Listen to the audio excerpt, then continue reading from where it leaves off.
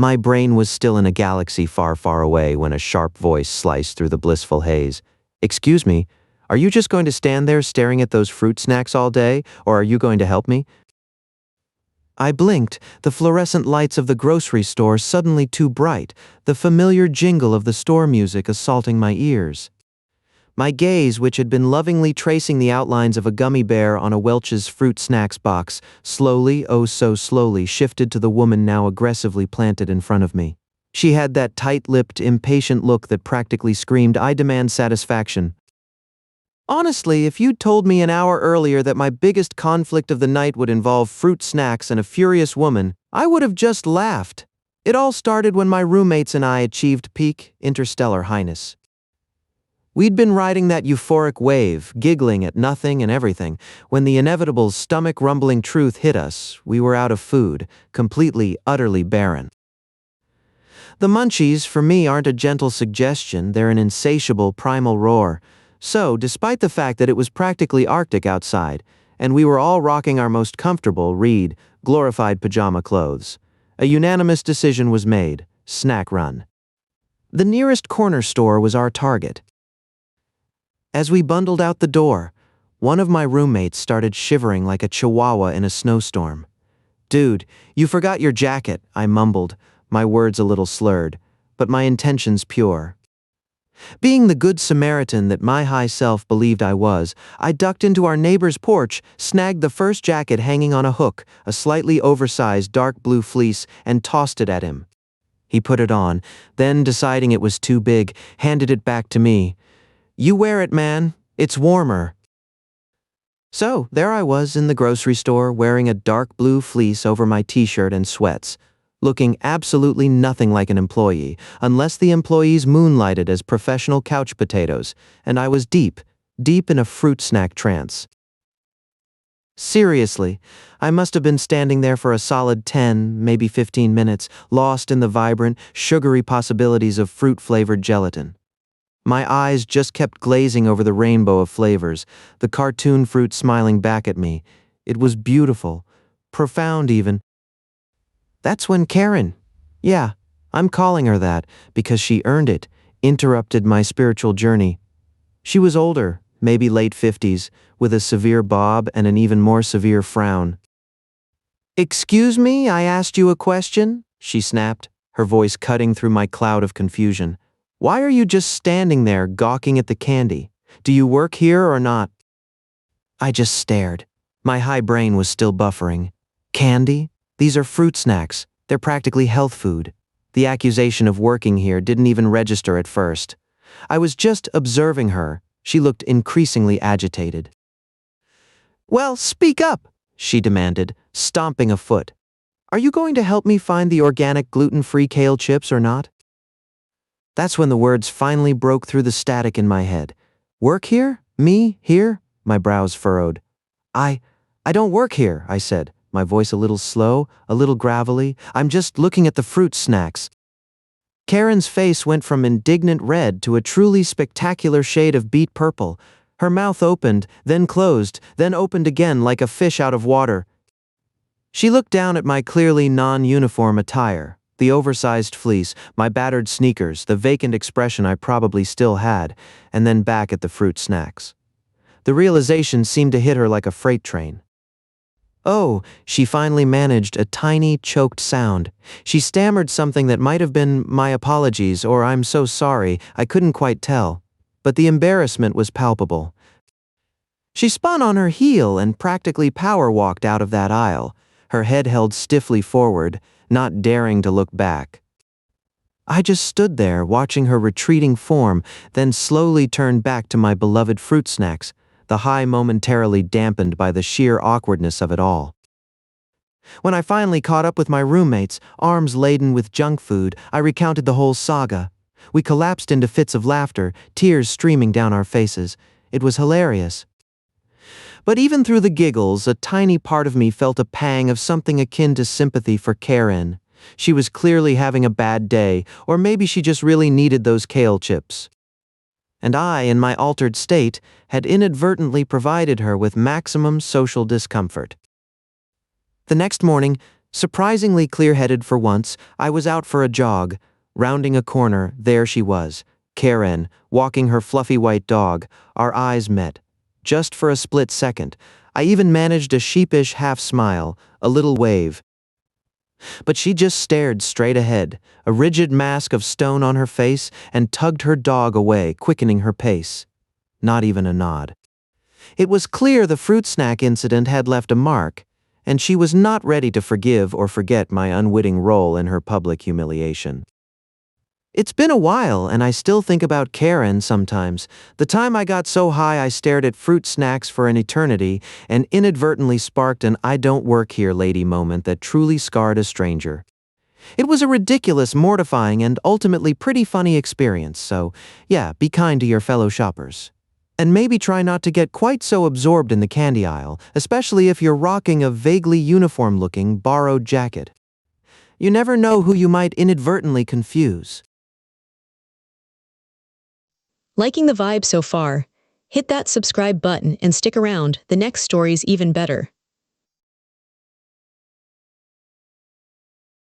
The woman's fingers dug into my arm, a vice-like grip that had me genuinely wincing. "You work here, right?" she demanded, her voice a low, gravelly growl that promised trouble.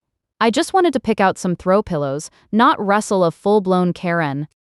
"So here's the thing. I don't work here, lady. My brother-in-law, bless his heart, had just moved into a new apartment and it was beige. Very, very beige. He'd asked for some help making it feel less like a temporary holding cell and more like a home.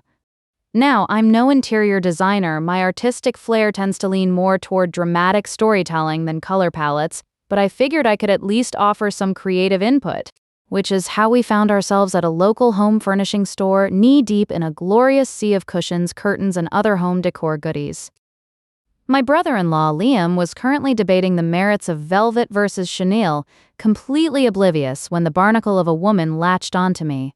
My first instinct was to politely extract myself. "Oh, excuse me?" I started, trying to subtly pull my arm away. "Actually, I don't." "Don't tell me you don't work here." She cut me off, her eyes narrowing. She had that specific shade of frosty blonde hair and a permanent scowl that just screamed, "I demand to speak to your manager. You're clearly arranging those pillows. You look like you work here." I glanced down. I was tidying a display pillow that had somehow fallen onto the floor. Old retail habits die hard, I guess? "No, honestly, I don't," I said, tugging a little harder. Her grip, however, was surprisingly strong. "I'm just a customer, like you." Her grip tightened, making my wrist ache. "Then why are you touching the merchandise? Customers don't just tidy things, do they? Now, where are your patterned blackout curtains? The ones I saw online? They're nowhere to be found, and your website is useless." Liam, finally noticing the standoff, sidled over. "Aubrey? Everything okay?" "No, everything is not okay," Karen snapped, turning her furious gaze on him for a split second before returning to me. "Your employee here is refusing to help me." "Ma'am, she's not an employee," Liam said, looking utterly bewildered. Karen scoffed. "Oh, so now he's involved? Is this some sort of tag team denial? Look, I don't have all day. Just tell me where the curtains are." My patience, usually fairly robust, was starting to fray at the edges. "I've told you, I don't work here. I can't tell you where anything is." I tried to yank my arm free again, a little less politely this time. It didn't budge. This woman was committed to holding me hostage by my forearm. Just then, a genuine store employee, a young guy named Mark, thankfully strolled by. He looked a little surprised to see a customer physically restraining another customer. "Everything all right here, ladies?" he asked, a polite but cautious tone in his voice. "No, it's not all right," Karen shrieked, finally letting go of my arm to point an accusatory finger at me. This woman, she works here, but she's refusing to help me, and then her friend tried to say she doesn't work here. It's ridiculous." Mark looked at me, then at Liam, then back at Karen, clearly trying to piece together the fever dream unfolding before him. "Ma'am, I'm sorry, but she's not an employee of ours. I've never seen her before. She's a customer, just like you." Karen's eyes widened and a deep red flush started to creep up her neck. Then she must be the manager," she declared, her voice rising in pitch. trying to hide from her responsibilities. I knew it. I want your manager right now. This is unacceptable customer service. I honestly couldn't help but let out a little snort. Me, a manager? Of a home furnishings store? My personal style is faded band t-shirts and questionable decisions. Not exactly management material. No, I'm not the manager either, I stated, my voice deadpan. I'm Aubrey. I'm just trying to help my brother-in-law pick out some curtains. Mark, bless him, stepped in front of me, putting himself between Karen and my now bruised arm. Ma'am, with all due respect, she is not an employee and she's not a manager. I am an employee, and I can assure you that I am perfectly capable of assisting you, but you need to stop harassing other customers.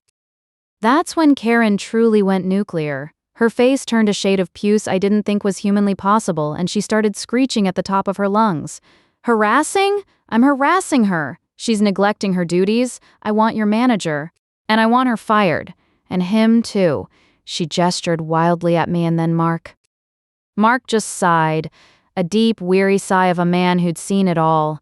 Ma'am, if you'd like to speak to a manager, I can go find one for you, but you absolutely cannot continue to accost other customers.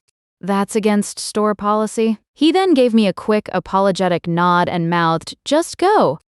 So we did. Liam and I made a strategic retreat, weaving through the lamp displays, picking up our conversation about Chanel versus Velvet as if nothing had happened. We could still hear Karen's indignant squawks echoing through the store as we browsed the rug section. It was oddly satisfying to know she was still fuming, probably demanding Mark's manager's manager. We eventually found some great geometric patterned curtains that Liam actually liked, paid for our items, and walked out of that store, giving a quick, cheeky wave back in the general direction of the ongoing meltdown near the front desk. As we drove home, Liam just shook his head, a mixture of amusement and horror on his face. I can't believe that just happened. She genuinely thought you were in charge. I couldn't help but chuckle. I know, right? Who does she think she is, just grabbing people and demanding they be an employee or a manager? It's like she's living in some alternate reality where everyone must cater to her every whim. My arm still throbbed a little, but the sheer absurdity of it all overshadowed the discomfort. But you know what? I'm not going to let Karen's entitlement ruin my day. Liam's apartment is going to look fantastic, thanks to our collaborative, non-employee affiliated design efforts. And I've got a killer story for Reddit.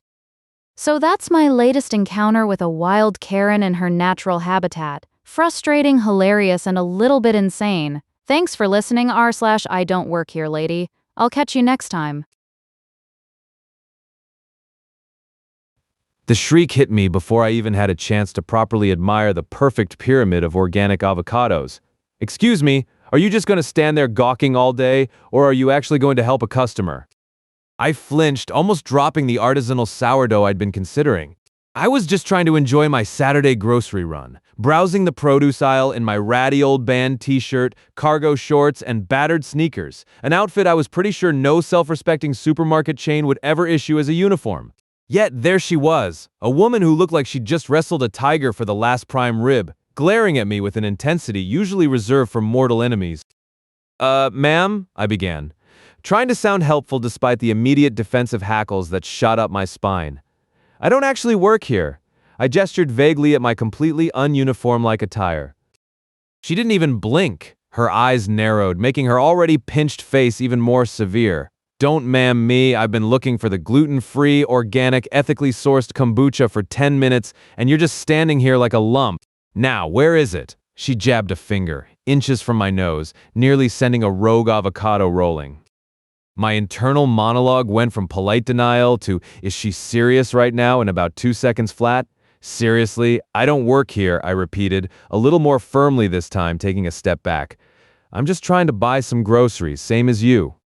Oh, I see how it is! Her voice started climbing, attracting the attention of a couple in the next aisle, who were now pretending to be deeply interested in bell peppers. Too good to help a paying customer, huh?